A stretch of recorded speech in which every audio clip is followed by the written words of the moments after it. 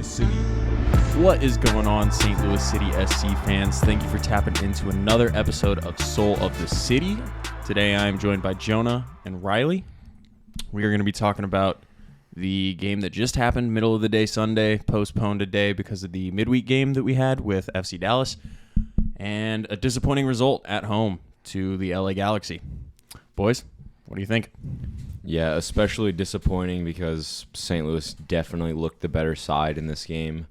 A lot of people are probably going to want to blame the referee for this game, but truthfully, I think it was in the hands of our players and a couple of chances here and there that were unable to be put away. But ultimately, yeah, a pretty disappointing result, in front of the home fans, I will say. Agreed. Yeah. I mean, like you said, the referee was definitely super terrible this game. But I mean, letting up a goal in the 85th minute is just always hard to see. Yeah. So we can jump into it real quick. We saw the starting lineup change slightly. We had Rasmus Alm come back for his first start, I believe, since his injury. I don't know if he would have gotten any game time. Did he get in the game Wednesday against FC I think Dallas? he subbed in the past. Maybe not Dallas, but I think he subbed in the 2 games before that. But we saw him come into the lineup, and then we saw basically the exact same team around them. Bloom still in the midfield. He is now going to be gone with South Africa for, I think, the next 3 games, I believe. 2 games, something like that. Yeah. But started the game off kind of strong. We were definitely high pressing a lot and winning the ball back in dangerous areas. The first kind of big chance of the game. Can't say he had a great game, but he had really high work rate. Jared Stroud is kind of making a back post run as we're like recycling a chance that already kind of went to waste, and Rasmus Alm whips in a ball with his left from the top of the box on the outside, and Jared Stroud finds himself in a lot of space and kind of tries to like jump karate kick volley. I don't know. What did you guys think? I mean, it's definitely like not the easiest chance in the world, especially with the angle that the ball's coming in kind of from behind him. And like his jumping karate kick technique is like, that's not an easy technique. Not at all. But I don't know. You want to see Stroud do better, I think. Yeah, he didn't even put it on target. I mean, that's the bare minimum, I think.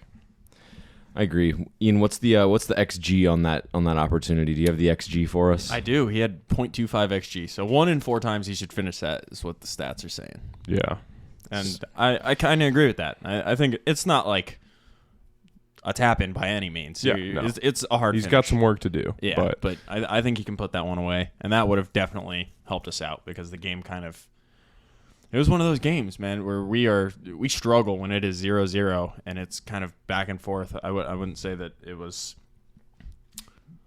We weren't losing the game by any means, but it was definitely in the balance for the majority. Back of it. and forth for sure. Mm-hmm. Yeah, if Stroud can put that away and Lewin has a couple opportunities in the first half as well, if any of those get to go in, I think the outcome of this game changes pretty significantly because like we've seen in the past, we score first early on, and we typically will walk away with good results. Big wins if we score early. Yeah, but first half 0-0. What else did we have in the first half, Ian? A couple more chances from Jared Stroud in like the 19th minute. He finds himself with the ball cutting in from the right with an overlapping run from Leuven from midfield, and he just finds himself in a little bit of space and elects to hit it, and it's kind of a dangerous shot because it's one of those that is dipping really hard right before it hits the goalie. Mm-hmm. So it's kind of hard to gather. But he looked like he had really safe hands today. I won't lie. He looked very composed back there. The goalie definitely looked pretty good in front of goal. I will say with his feet, though, I feel like he was misplacing like passes left and right. Like he would try these long balls and just totally mess them up. But, yeah, I mean, I think it was a good shot by Stroud, and like you like to see it bounce right before the goalie. But yeah, I mean, he was right there. Safe hands. He saw it all the way through. Yep. It was kind of right at him. Yep. So. Yeah. Shortly after that, we got another corner. We were pouring it on today. Like we had 22 shots. Sadly, only 6 of those on target, but we had 7 corners to their 4. a lot of opportunities for goals for sure, because LA was playing into our style. They wanted the ball, and they wanted to like possess it and play through us. It's kind of what we like to see. So we got another corner in the 21st minute, and ball's just kind of bouncing around in the box. Pops to Indy. He like knees it with his left knee to get it out from like away from the defender when he's kind of middle of the box area, and rips it with his left and almost just blasts one past the goalie, but I think it ends up a couple feet over the bar. He had a great game today. He looked really good. Yeah. He's filling that 10 so nicely. And it's so good to see. There was a fan at the ground who had an Aston Villa Vasilev kit, which that really impressed me. Throwback. Because who would have known that this former Aston Villa product would be in St. Louis, and this guy knew. So shout out to that fine gentleman. And yeah, Indy was my player of the match in this game, I think. Really? He was amazing today, and he's been really good consistently for multiple weeks now. So, yeah, hats off to him. I think the next big chance for us comes in the 36th minute. Leuven picks it up kind of deep, like way outside the box, and decides he's going to have a hit with his left, which is not his strong foot, and like rips it. It's one of those like rising shots with the kind of backspin on it. Yeah. And it had a lot of venom, but safe hands from the goalie. Had .03 XG prior to, like if he shoots from there, that's the XG. And then afterwards, since it was on target, he got an XG of 0.23. So he ripped it. Like it was a good shot, but he I don't think he looked like his usual self today. What do you guys think? I agree. There were definitely some passes that were being misplaced, both short and long. I don't know if it's like a positional thing, but there were moments where, he kind of picked his head up and saw a man, but ultimately the pass wouldn't quite make it to where it was intended.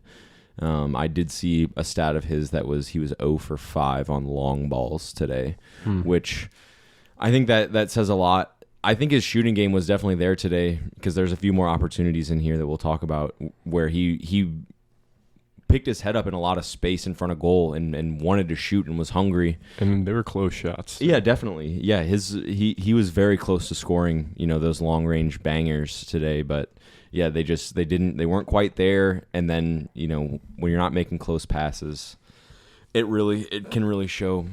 Something else I noticed about him is like, I feel like more often than usual, he got dispossessed. Just like when he had the ball, someone would like come up behind him and just take the ball from him. And I don't know if that's like his teammates not talking to him.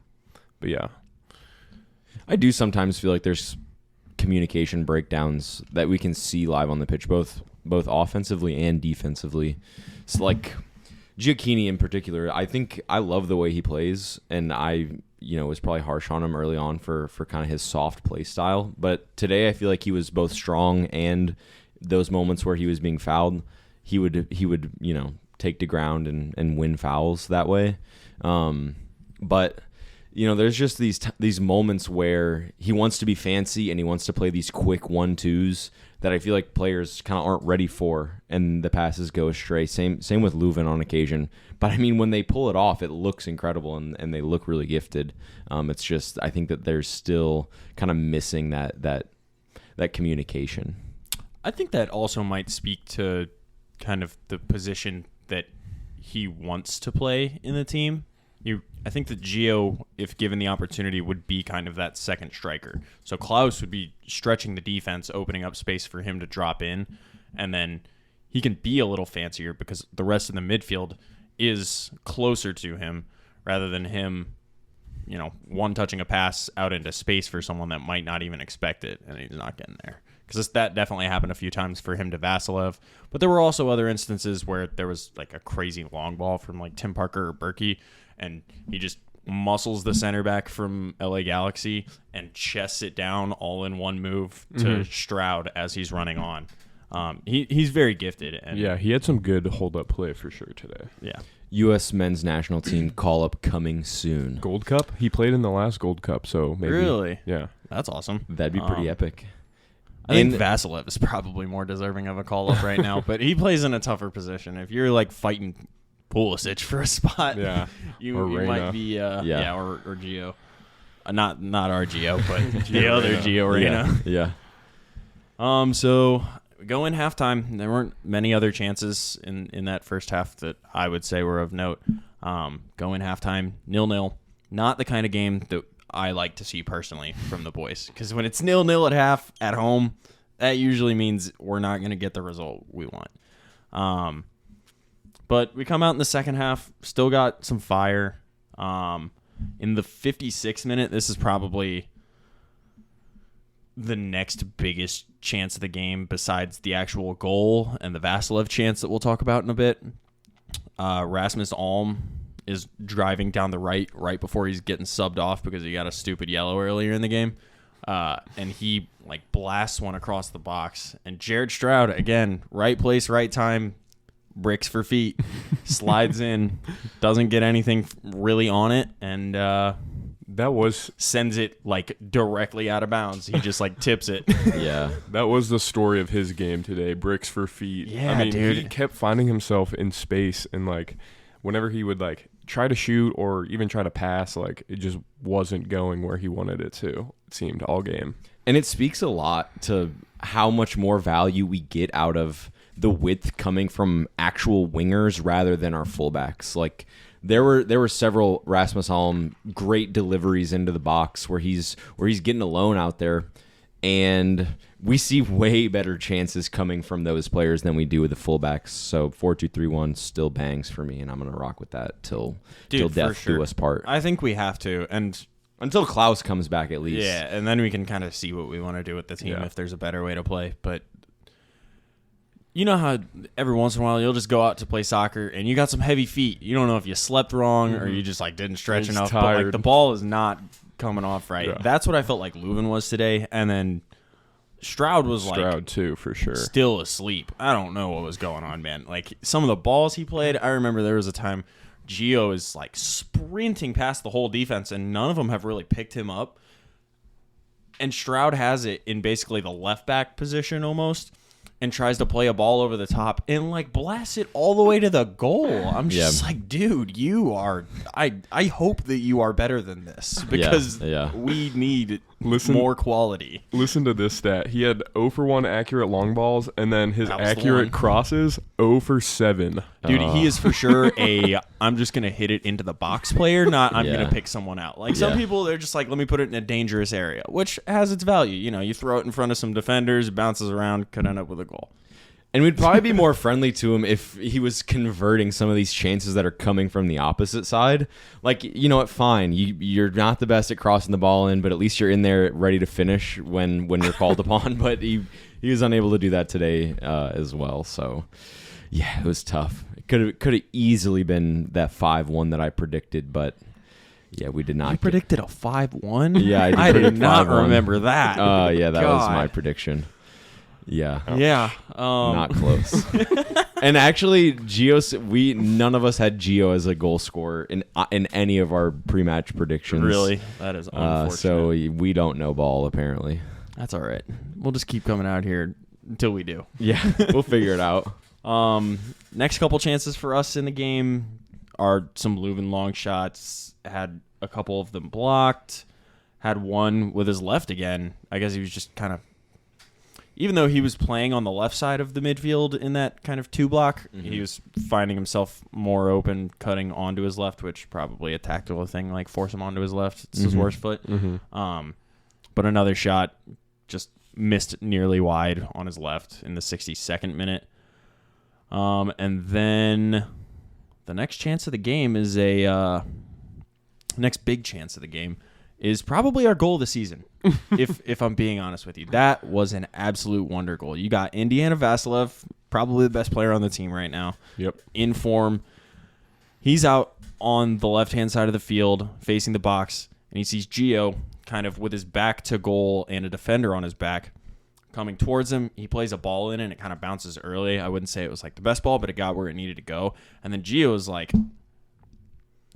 fuck it, I'll shoot.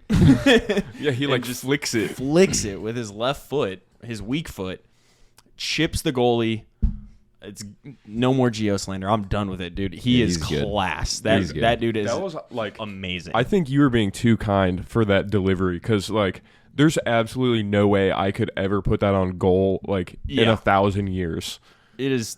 That is insane. Gio being able to score that is just, like, I stood up out of my seat. I was like, what is going on? Like, Klaus is not scoring. How did he just do that? Yeah. It was an incredible touch, and I feel like the ball played in from Vasilev was pretty decent. Like, I do feel like just hit for Vasilev to get into that space and to look up and see Gio. Like, Gio's pretty much 1v1 with the only center back there. Mm-hmm. True. And for Vasilev to play it kind of short so that Gio can get into more space.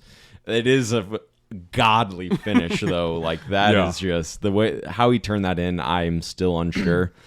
I was actually in the press box for this game, which was pretty cool. Yeah. And moments before this goal happened, there was a foul on Lucas Bartlett, and I hear someone yelling behind me, and I turn and look, and it's these two LA Galaxy guys. I don't know if they were coaches but they were in like the actual box seats behind me. And I kind of turn my head back, and they're like really upset with the call, and I like nod my head yes, and so this goal happens, and I stand up, and I'm just because once the second he had that touch, I knew that it was going in, so I stood up, and it was just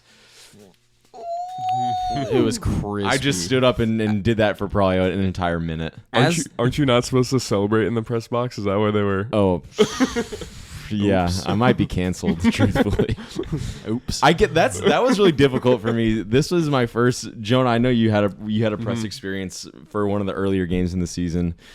But being up there, it was so difficult to not be a fan. Like we're obviously, independent creators who just love soccer, and to have, a team come to your city and participate in games week in, week out, it's hard for me to like not show my love because this is what I love. Yeah. I was sitting at home watching it, and I was celebrating. That was insane, and I'm so happy for Gio to get his goal. Thank you, Leuven, last week, giving Gio the pen. You gave him some confidence, got his boots back in motion because he is now our joint top goal scorer with 6. And honestly, he should have had another today. And we can get to that one right now because the next giant chance of the game, 3 minutes later, the game is still kind of in a state of unrest because a goal has just been scored, so LA Galaxy is pumped up. They need to get a goal back. Vasilev capitalizes on a mistake. The ball is coming down to the center back, basically at half, and he settles it. The touch goes way out in front of him. Vasilev just pokes it around him and then takes off running, and it's Vasilev against one defender, basically, and then Gio off to his left. And he's running it down towards the goal, and he does cook, absolutely cook. I don't know who the center back was. I think it was Cáceres. Yeah, he cooks Cáceres, but it allows time for the other center back to recover and kind of close him down, and then the goalie also comes towards Vasilev, and he's just face planted in his feet because he's trying to gather the ball and just get a shot off. Mm-hmm. It was an egoist moment, blue lock moment, as everyone is saying. He just wanted to score, and if right after the chance went, I was like, dude, I think he has to like just give that to Gio. It's a tap in, and they give the overhead of the box from behind the goal, and Gio is like 8 feet away on his left, just standing alone, like pointing at his foot. Because he's like, bro, what are you doing? It was actually 2v1. And in the post-game player pressers, Vasilev did say he had just seen that moment, and he was disappointed in himself for not finding Gio in that situation, which is good to hear that he can reflect on it and be like, yeah, I should have passed that. And he's such a humble guy, and just the way he speaks about the club and about the city, I can't be too hard on him. I want him to go out and get his. Mm-hmm. I think if he would have taken it a little bit earlier when it was still 2v1, maybe right when he broke into the box, he probably has a better chance at finishing it. Yeah. But he took a little bit too long, and the ball kind of got stuck to his feet, and he just had to get a pretty simple shot off. Yeah. I mean, he hit it at the goalie. It was .26 xG, and then after the shot on target, xG was .79. So like he placed it pretty well. Goalie was coming out. All the angles just kind of got closed down, and I was. That's the whole time I'm like, dude, you got to pass this off. You got to pass this off, and I thought he was gonna score it after he cooked the dude. I won't lie. I was like, all right, fine. You're like that. You're built different, and then it didn't come to fruition. Yeah, he had all three defenders, or the two defenders and the goalie on him. So definitely should have passed. Although in his defense, if I had just cooked someone that badly, I probably would have shot the ball too. Yeah. The only thing I'm worried about is I got to finish this so that I can end up on a highlight tape. Yeah. You got to finish the highlight reel clip. Yep. The next big chance of the game is 75th minute. We saw Tim Parker get a right-footed shot. Yeah, he was back post for that one, I think. Yeah, he was, and he just blasted it way over. Well, he hit it with like the outside of his right foot instead of using his left foot. Yeah. And like there's no way he's going to score that. And he's like fucking dead sprint. Like he is zooming and just blasts it. Yeah, and there's no angle where he had it too. He was like 3 feet away from the post, like on the goal line. Yeah. Basically. I think that's basically all of the big chances in this game. Can you guys think of any that we're missing out on? I mean, I guess the LA Galaxy goal. Yeah, I was thinking about us. I didn't really want to talk about the LA Galaxy goal, but we could talk about Berkey's save at the near post early in the first half. That one was going in for sure. You think so? I think so. I thought it was wide. I don't know. He was really close to the goal. Yeah. I guess we can talk a little bit about what's their striker's name that played for Chicharito today? Jovelich.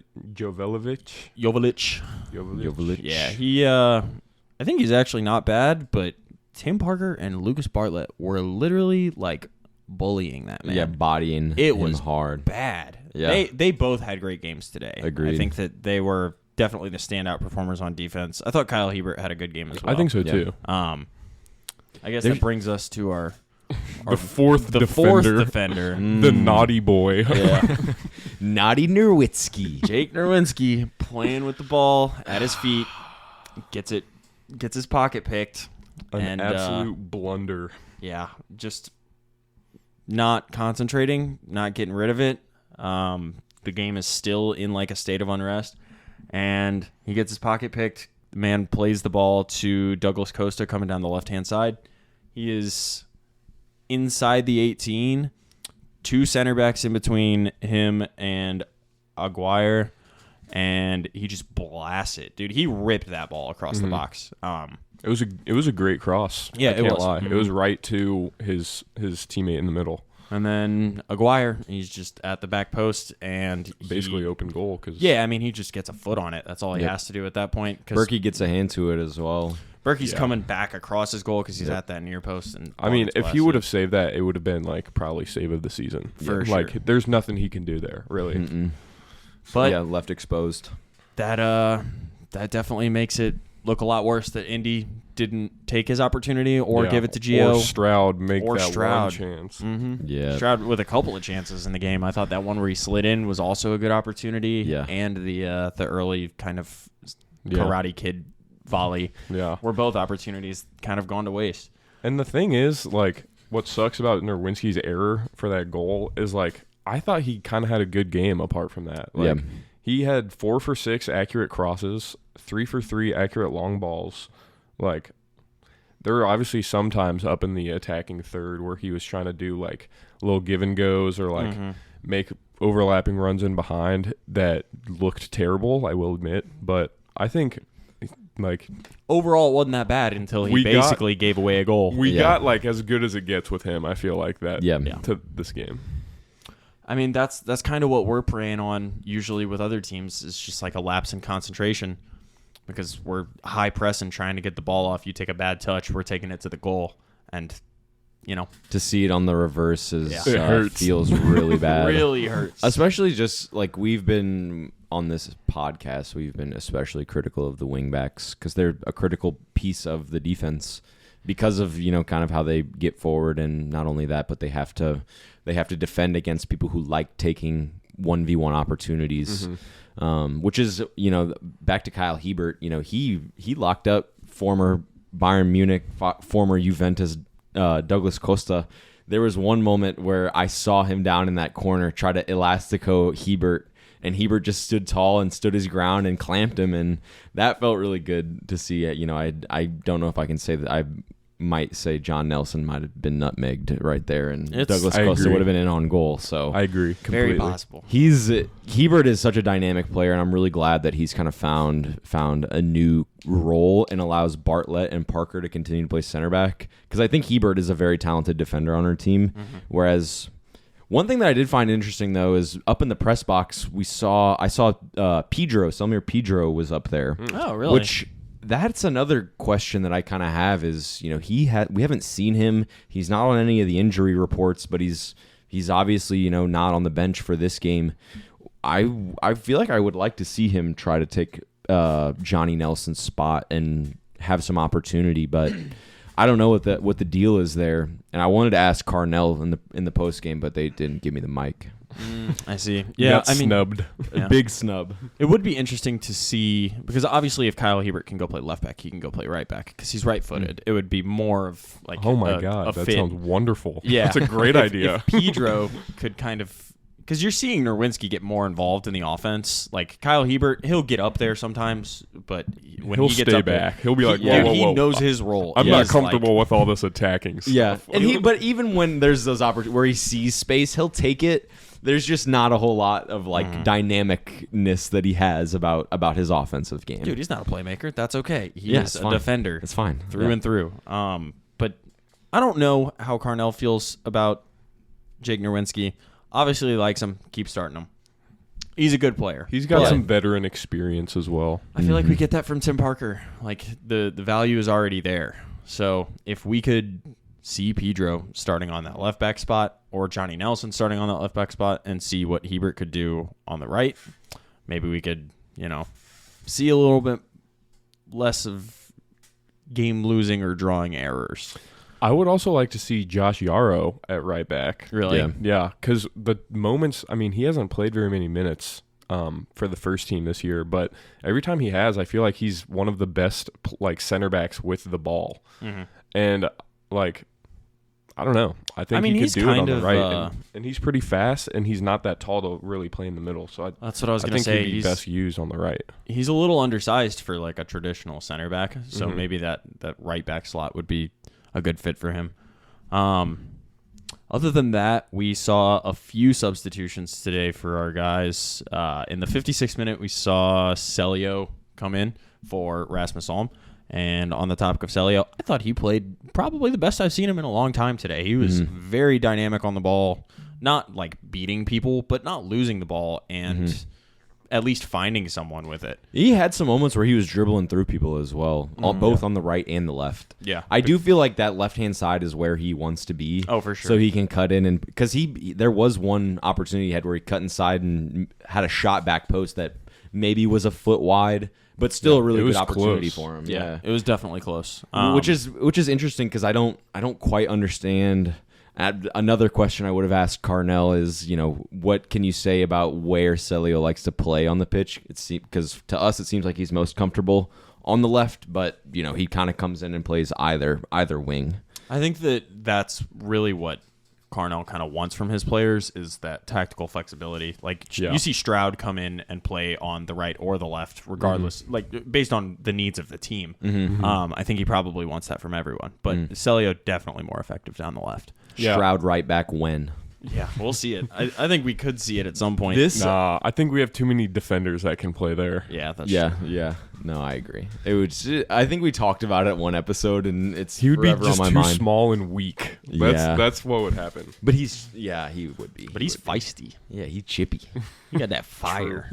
Shoulder somebody if he got to. Yeah, he would certainly get a yellow card. Undoubtedly. Dude, he didn't get his today. Alm took it for him. Right. Making a stupid challenge. Yeah. The next substitutions we saw were in the 78th minute. We saw our boy Stroud come off and saw Aziel Jackson come on. And then Thomas Ostrak, the usual wonder boy off the bench, coming in for sub. Indy Vasilev.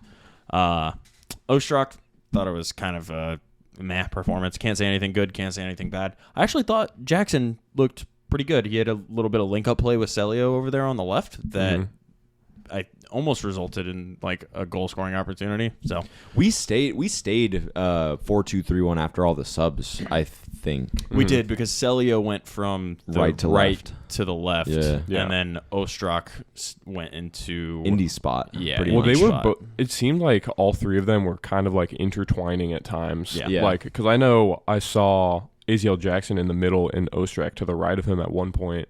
But yeah, I don't know if like they do that on purpose or like they just find the space or whatever. But might make them harder to mark or something like that. Yeah. Might be a tactical thing late in games. Just get 3 fast, good dribblers out there and see what they can cook. Yeah.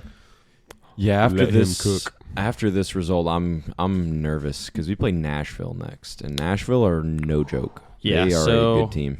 in terms of the Supporter Shield, there were some big results this weekend for a lot of a lot of good teams drop points. FC Cincinnati drew another game, and Love we to did see not it. capitalize on it. But in terms of the Supporter Shield, we are in 5th. Cincinnati is in 1st with 40 points, which is far and away the best in the league. They've played 17 games. They've got 1 game that they need to play to make up to get to the 18 threshold that a lot of teams are at. Next up is Nashville at 32. Philadelphia Union are at 30. New England Revolution are at 30 in 3rd and 4th. Only thing that separates them is goal difference.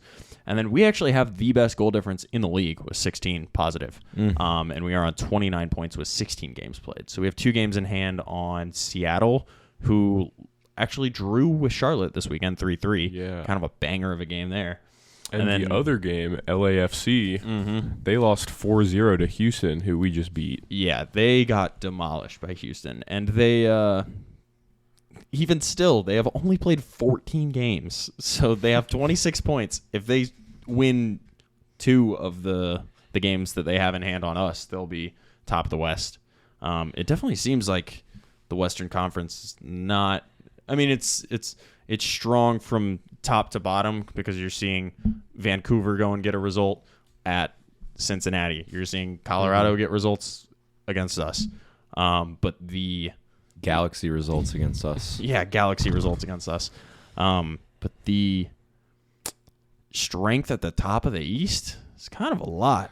And Got that's a lot Nashville. That's who we play next. I know. Well, you got Cincy, you got Nashville, you got Philadelphia, and you got New England, all in the East. They all have more points than us. Like, they're all leading us in the Supporter Shield race. I'm definitely expecting the lineup is not going to look even remotely similar to anything I think we've seen recently. With Really? Blum, with Blum Yeah, that being is out, such a detriment. we have to to the team. change a lot about how we play because he is our midfield anchor, and he's pivotal to allowing Leuven and Vasilev their roles that they've found success in most recently. So it's going to be weird. I don't know what's going to happen. And not being able to scrape out of these 4 home games with all of the points that we could have got on the last day, it'll be interesting. Hopefully the team can pick it up. Gio scoring today is, I think, a great sign, and we'll be able to carry that forward and hopefully get a good result in Nashville, which would be great for Supporters Shield, would be great for our confidence. So we'll just have to wait and see what Carnell's going to cook. Yeah. So I think, like you said, Ian, all those teams drop points. That's kind of like the like softening blow to this tie. That we It's had. that everybody else kind of It's dropped like, points. yeah, we're not like falling behind this week. So that's like one thing. But then, like in terms of the Nashville game, do you guys think that Miggy could just slot in for Blom and play that same role? I personally, like, if I were the coach, I would do that. And then if it's not working, you can make some kind of adjustment during the game. But you want to play the style that works and that your team is most comfortable with. Like, you don't want to be...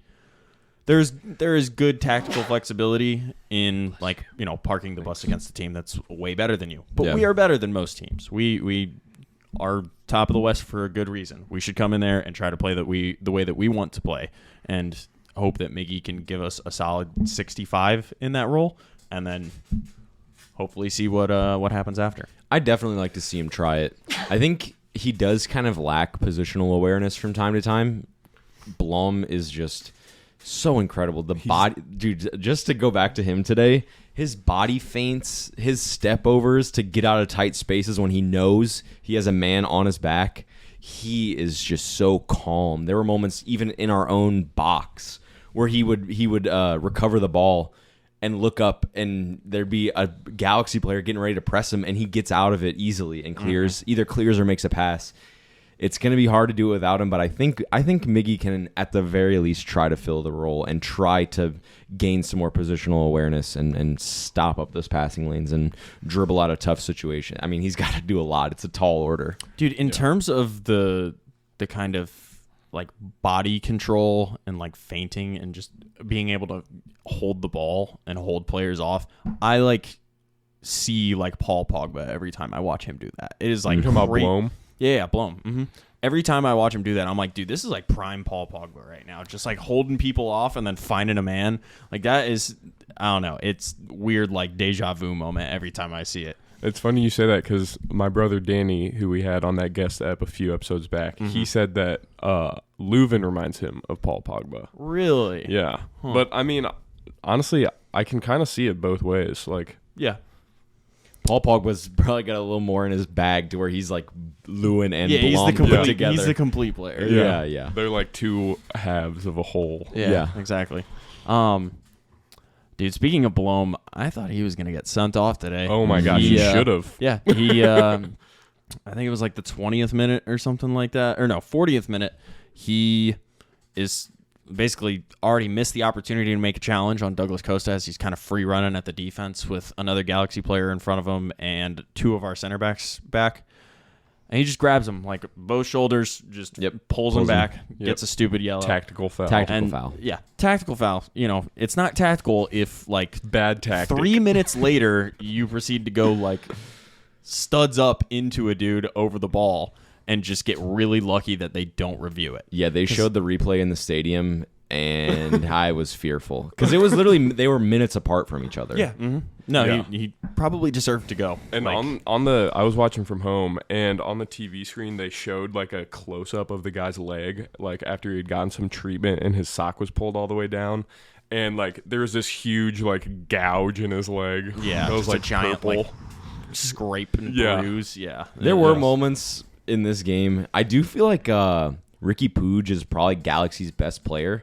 But he's not really that good. I didn't think he was like anything special today. I thought he had some sauce for sure, and I thought he was making good passes. His vision was really well, and he could switch. He knew when to switch well, and he was dribbling around. He got around Blom a couple times, but he's still not. Like, he missed a pretty easy finish, I felt like, in that game. They're asking him to do a lot, I think, for that team. He kind of plays like a deep lying role, and then they're also asking him to get forward and play a role that he obviously is not that suited to. Mm-hmm. I mean, I think he could definitely be like a box-to-box, like, carry the play up, because he really is good at, like, turning, finding space, and making good passes. But, like, his shooting just all over today was not good. And I think that's kind of what you were saying. Like, they're asking him to probably shoot more and try and score some goals. But, I mean, you can tell that's not his, like, strength. Nope, definitely not. Guys, let's talk about the Galaxy just a little bit more, but maybe not in the context of this game. Who is your guys' personal favorite Galaxy player of all time? I think I'd have to go Bex. I think David Beckham's just like too much of an icon, and he's a midfielder, so I don't know, I got a special place in my heart for him. Don't you think it's great that he learned English to come to the States? I don't know. Yeah. I don't know if the viewers at home saw. There's some Fox News clip where the guy's talking about the Messi move. He's like, yeah, when David Beckham came to the league, you know, he learned English for us. It's like, brother, do your research, bro. He spoke English before he came here. Did you England? Yeah. Jonah, go ahead and give your player. Yeah. I would say Zlatan probably. Yeah. Just, you know, I mean, look at the he's hair. a legend. Yeah. He just retired. What was his retiring statement? I am not retiring from football. Football is retiring from Zlatan. Yes. So Yeah, something like that. Classic Zlatan quote. I have to say Zlatan as well. Just he's a little more our generation. I feel like I'm kind of unfamiliar when it comes to Beckham's career. I know he won the treble with Man U, and then he went to like Real Madrid and PSG. And go watch some Beck's highlights, man. I know he's talented. That England free kick, I remember, but Zlatan is Zlatan, and his announcement into the league, like his first game in El Tráfico, that game. Where he scored that like volley. Oh my god, 40-yard volley or whatever. That was disgusting. People hate on him pretty hardcore for being like cocky and being like, you know, he like, definitely is. He is, but I think he deserves to like talk his shit because he's a talented player. He came here and tore it up for 2 years and then just left. Yeah, like I'll go back to AC Milan, try and win the Champions League. You know, win the Serie A with them. Yeah. I would say Chicharito also honorable mention. He is, dude. He's been playing soccer like longer than I've been alive. Yeah. I don't know how either because I don't even think he's that old. But I just remember watching him on Man U's bench when I was a little kid. He went to Real Madrid. He scored some good goals. Did anyone? We like got back to my place and turned on the game, and the first thing that pops up is Messi in a T-shirt that's like a plain white like boxy tee. And it says, do a kickflip. Wait, what? Yes, the T-shirt. Dude, this is part of the Apple TV, like, broadcast. And he's just talking about, like, the MLS. And he just got this T-shirt, which has, like, purple, like, letters. Do a kickflip. I'll try and find it because it's so funny. I just turned the TV on and I'm like, bro, what is this dude wearing? Yeah. That's so weird. I don't know. Maybe do a kick, like, what, skateboarding? Yes. Like, well, you know, like the... Do a kickflip. Yeah. Like the old adage, you see someone skating. Like what? No, is it because Messi's? I don't get it. I don't either. He's That's a why skater I was like, boy. That's a funny. fun fact about Messi. Skater boy. I didn't get it at all. That's why I brought it up to see if anybody else saw it because I was like, I did not see is happening? That's I know pretty you were at the hilarious. game, so obviously you wouldn't have seen it. But Yeah, when at full time, the entire stadium erupted with boos, but not towards the players or anything. It was obviously towards the referee. oh my Yeah. god! And dude. as they're walking out, you know, that entire section, I think it's the southwest, they are just berating the entire referee team as they're walking off. Deservedly. I mean, they performed really poorly. dude, that coupled with I think that LA Galaxy was rolling more today than Snoop Dogg's assistant. Like they were horrible, like constantly on the ground. There were like 6 minutes of added time just in the first half. Yeah. It was so much just crying. Yeah. Like we do play hard, we do foul a lot, but it's not like that. Like Yeah. you guys gotta get up and play the game. Yep. Douglas Costa, guilty. Ricky Pooge, guilty. That number 3 guy, guilty. We booed. I won't say we because I was in the press box, so I got to be calm, cool, and collected. But the entire stadium, it was even similar to the Dynamo game where the second he touched the ball, and just boos erupt around the stadium. And just... was that the defender Aude, like Aude? I think so, yeah. He was definitely crying a lot. I just want to say again, man, hats off to the atmosphere at City Park. I've been up in that press box today for the opening minutes. Like, I just get goosebumps constantly being in that stadium. That stadium is such a representation of everything I think we've ever wanted in terms of a club in St. Louis. Absolutely. And it makes my soul happy every time I step in there. Regardless of whether or not, we're unhappy with performances, we love the club unconditionally, and nothing will ever stop that. I mean, that being said, you guys got anything else for today? No, not particularly. All right. Well, thank you all for joining us. Make sure to tap in this Wednesday. We will have a pregame episode for Nashville. And I know we've talked about it. We'll figure it out if any of the First Touch boys are going to head down there. Nashville's we pretty will close. have to see. Yeah, that might be worth it. All right. All right, guys. Peace out. Thanks for tapping in. Peace. Thank you for watching this episode of Soul of the City, brought to you by First Touch Media and Anchor FM. Make sure to check us out on YouTube at First Touch Media, and all of our socials are at First Touch 314. Thank you for watching.